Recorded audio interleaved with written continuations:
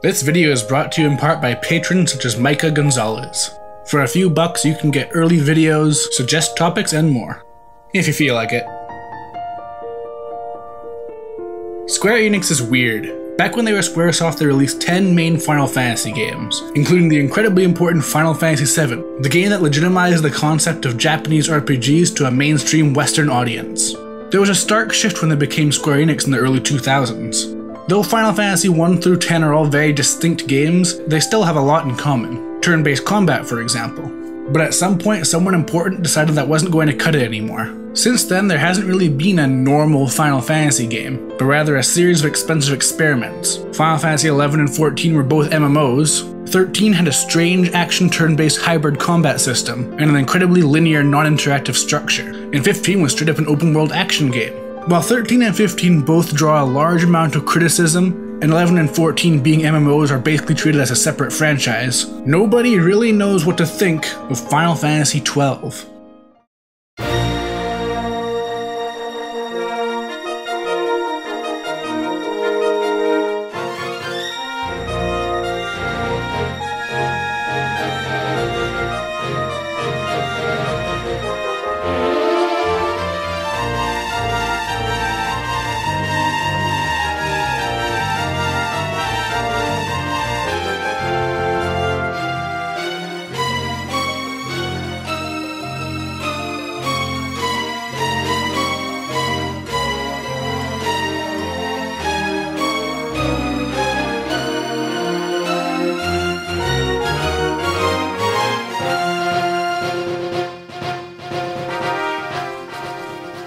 Final Fantasy XII is weird in a lot of ways, probably due to its troubled development cycle. But one of the better things it has going for it is that it's a part of a subset of games set in the world of Ivalice. This is the setting for Final Fantasy Tactics as well as Vagrant Story.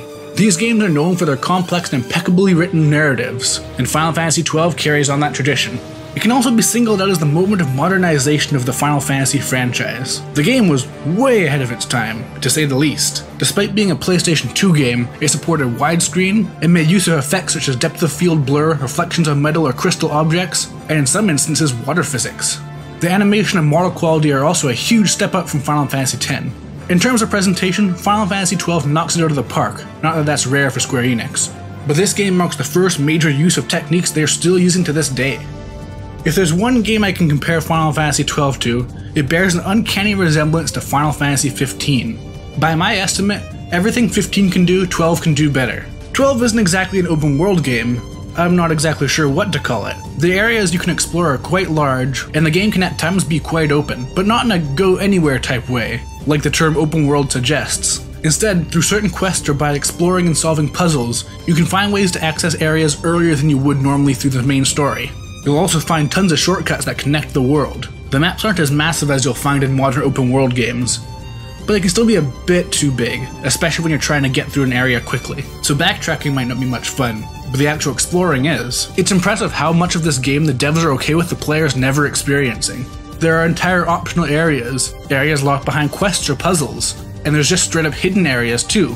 Quests lead into more quests or side stories. It's all very involved.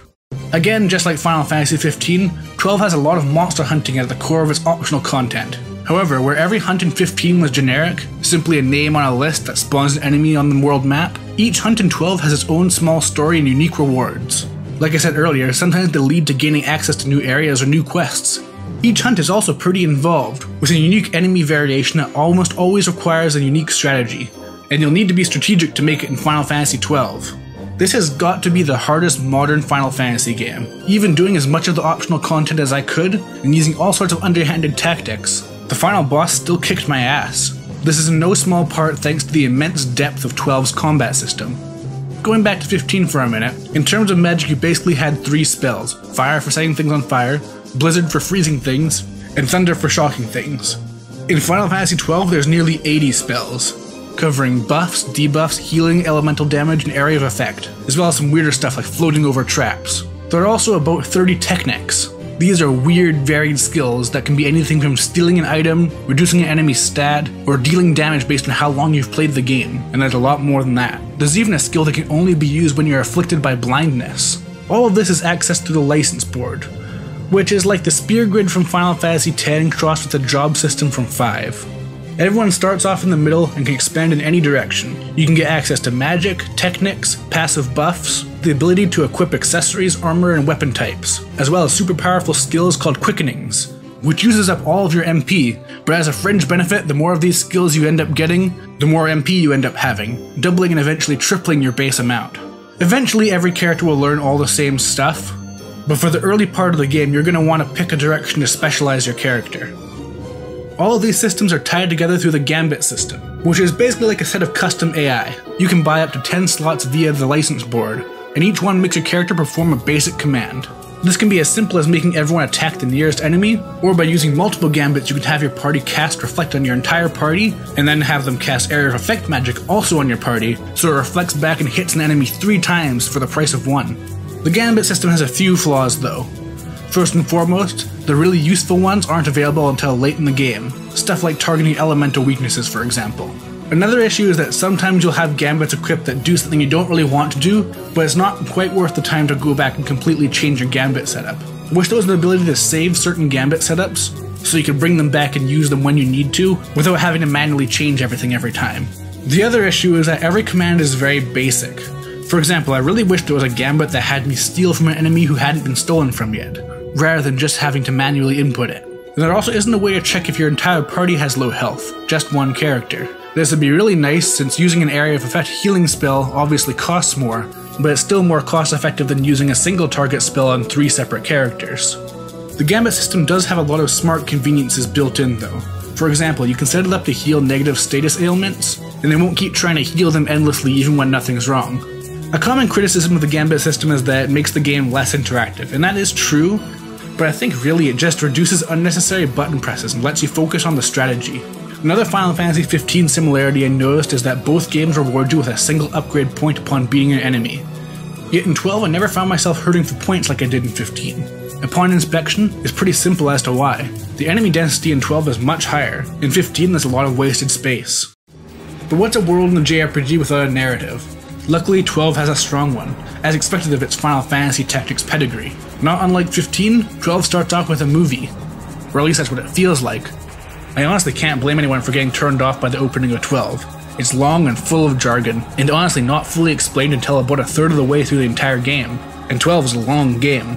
What you get after that though is a very down-to-earth and well-written medieval fantasy, with a lot of political intrigue and just as many evil gods. It's not afraid to be slow-paced, which in my opinion makes the plot points feel earned. There are basically 3 main characters in Final Fantasy XII, with 3 intertwined story arcs. There's Bosch and Balthier, but the real main character of the story is Princess Ashe, and her struggle with revenge. I will say this however, the protagonist of 12, Vaan, is often criticized as being unnecessary, and indeed he wasn't part of the original game's vision, added instead to increase the appeal to Japanese audiences. But I think he serves a good purpose. He is the only character who is invested in the stories of all 3 main characters, which makes him the ideal position to put the player in. That said, there's Penelo, Vaan's counterpart. She contributes exactly 0 things to the entire game besides getting kidnapped early on. So yeah, kind of a waste. This is probably the most well-acted Final Fantasy game to date, thanks to Square Enix's choice to hire theater actors to perform for each character, instead of the usual anime voice actor picks. Defend. You who failed Landis and Damaska, what can shame hope to keep safe? Your shield is shattered. Your oaths poison those you would protect. The whole game does feel like a play, especially when you start running into some of the more hammy characters. Such high hopes I once had, but you ran and they with you. Alas, the hour of your return is late. Come, famine, revel in the glory of my triumph! The British accent also called to mind something else, Star Wars. Okay, so Final Fantasy doesn't exactly hide its love for Star Wars. There are literally recurring characters named Biggs and Wedge. But Final Fantasy XII has got to be the least subtle Star Wars homage in the entire franchise history, to the point where even the music sounds uncannily similar.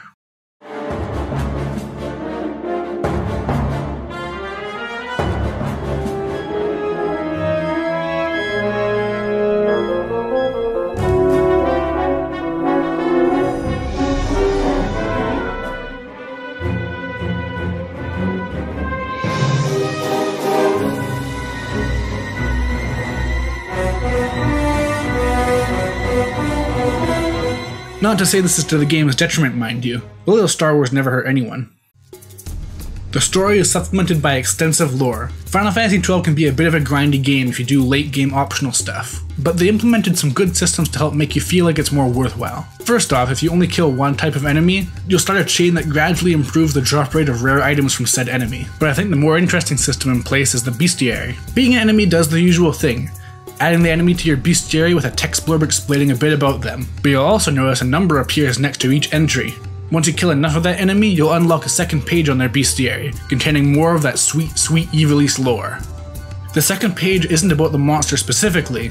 It can be anything from the location they're from, to mythology from the distant past, to clues about what rare items can be created by selling certain items that drop from that enemy. If you got some time to kill, reading this stuff is great and it adds some serious depth to the world, while remaining 100% non-essential to the main plot.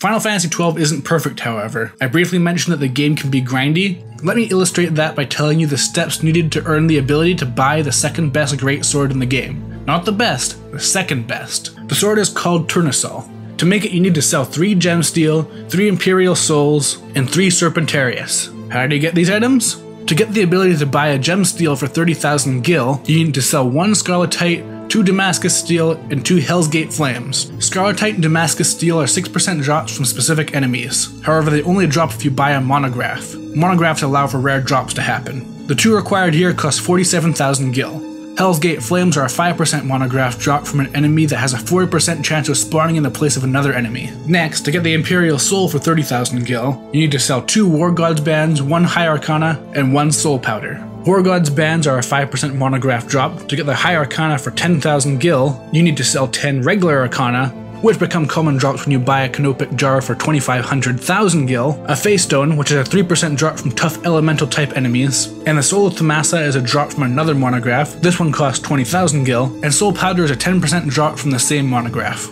Next, to get a Serpentarius for 20,000 gil, you need to sell 4 Snake Skins, which are 3% drops, and 2 Serpent Eyes, which are 8% monograph drops, as well as make another High Arcana.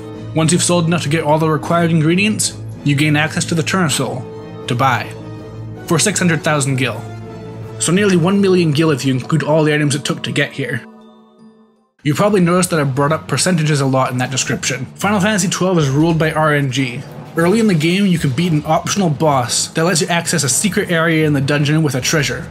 Or at least, there's a 70% chance of spawning a treasure, and then a 27.5% chance of having the reward, a high-level sword, inside. The chest respawns, but you need to move 3 rooms away from the treasure, or reset the game. So either way, it's very tedious. The end of the story is that I spent 3 hours total, first to beat the super tough optional boss, and then to finally get my stupid sword to spawn. If I wasn't the most stubborn person I know, I wouldn't have even bothered. This random element is the constant. Treasure chests don't always spawn, they don't always have items, and they don't always have good items. When they have money in them, it's a random amount. It's worth saying that you never have to rely on RNG stuff. The game has alternate ways to get almost everything but the super late game optional stuff. It's just usually not very enjoyable to do. The RNG can work in your favor too though. Midway through the game, out of sheer luck, I opened a chest that had the best gun in the game, and suddenly I had a character that could do 4,000 damage, where the rest of my characters struggled to reach 1,000. I'll admit, it was satisfying, like winning the lottery, but most of the time it doesn't happen that way, and it's annoying. I think this game could possibly be one of the best Final Fantasies ever if the RNG was severely toned down. Another problem is the difficulty. This is probably the only RPG I've ever played where doing all the side stuff didn't make me feel overpowered, it made me feel on par to deal with the threats at hand. While I'd hesitate to call it cheap, 12 can get frustratingly difficult at times. And I can say a big reason why in just 2 words: effect capacity. What's effect capacity? It's what keeps your PlayStation 2 from blowing up when you play this game. Final Fantasy XII pushes the console to its limits. It can lag pretty severely when too many characters start fighting, but the game wouldn't even function without effect capacity. Basically, high-level spells and abilities have a higher value. This is because they have animations that take a lot of resources, so they can't have them all going on at once. Once the combat system is full to capacity, every other skill gets put in a queue, and won't even begin until the high priority abilities are complete. This can be immensely frustrating in a situation where an enemy will attack and kill you, and your healing won't start until the attack is finished because it has higher priority than you. Another problem with the queue is that physical attacks aren't affected, so your character can be locked trying to heal while enemies just keep chipping away at your health. I compare Final Fantasy XII to fancy food or a dense book. The quality is unmistakable, but it's not very easy to digest. The writing and mythos are excellent, but it's a lot of lore, politics, and moralizing. The combat is punishing, the RNG rules every aspect of the game, and you have to work with some frustrating mechanics. But again, there's an undeniable expert quality on display. Objectively speaking, Final Fantasy XII might be the best Final Fantasy game. In many ways it's like Final Fantasy XV but better. The exploration, the questing, the cinematics, the music, it's all great, but it's hard to recommend. Final Fantasy XII just isn't very accessible. Absolutely worth checking out, but you need to go in prepared to put in some work.